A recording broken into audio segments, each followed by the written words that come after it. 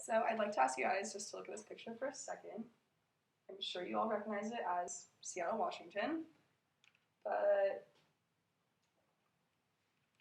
oh, there we go. What about this one?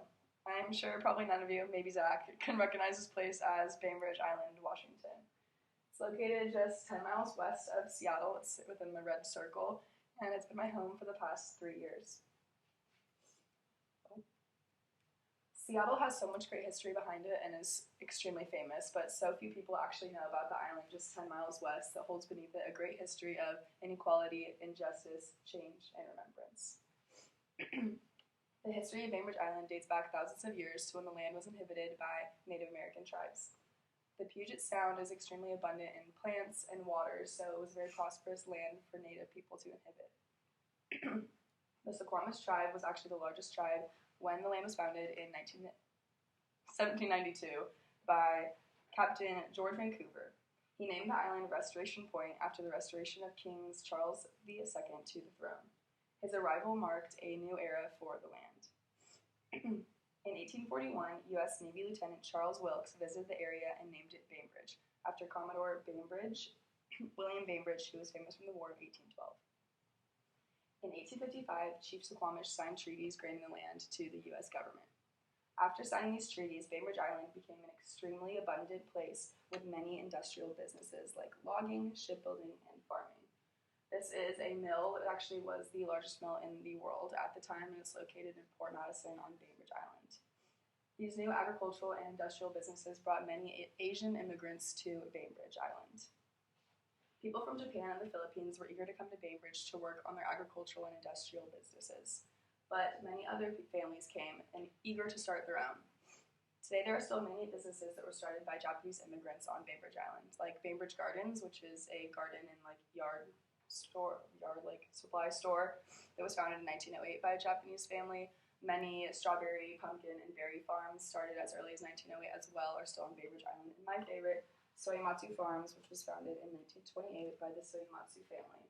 This is a photograph of 3 of the Soyamatsu sons working on the farm in 1930, and it is actually the largest running farm in the Puget Sound at over 90 years old.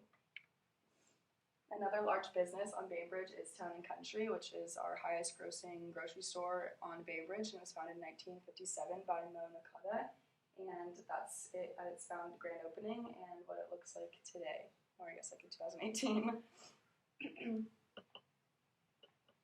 Immigrants were vital to the success of Bainbridge Island back then and still are a huge part of our backbone of our island today.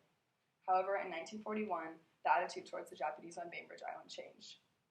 After the attack on Pearl Harbor of December 7, 1941, the hostility towards the Japanese people began. In 1942, under President Franklin D. Roosevelt's order, all Japanese, German, and Italian residents had to register. This meant having their fingerprints and their photographs taken and recorded into a database. A mere few days later, the people of Seattle and Bainbridge were asked how they felt in regards to the Japanese people, and the Seattle Times noted that one man said, "Every Jap should be thrown into a concentration camp, citizens and all. They're all loyal to Japan. It might be expensive to put them all in a concentration camp, but it'd be worth it. I'm broad-minded, but I don't consider a Jap as a good American citizen, even if he's born in the United States." Another slightly more sensible man stated, "I think myself that the Japanese here are getting enough punishment in their daily contacts with people. The FBI should take care of the dangerous alien Japanese. The only reason I can see for putting them in camps would be for their own protection, because I think there will be trouble if there's ever even an air raid here." On the 19th of February 1942, President Franklin Roosevelt signed Executive Order 9066, ordering that all people of Japanese ancestry that live near military bases be sent to internment camps. Originally, all that was planned was that Japanese families that had firearms and cameras had to have their homes raided, and originally that was 13 people that were going to be sent to concentration camps and 35 arrested. But on March 24th of 1942, Lieutenant General John L. DeWitt signed Executive Order No. 1, decreeing that all Japanese must leave Bainbridge Island.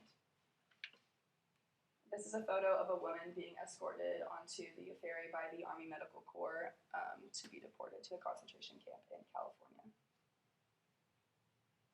This is a photograph of the Seattle Times during the time where the Exclusion Act was enacted, and I boxed in red some of the racist slurs that were used to describe the people of Japanese ancestry. There's like aliens and Japs are the two that are the most common there.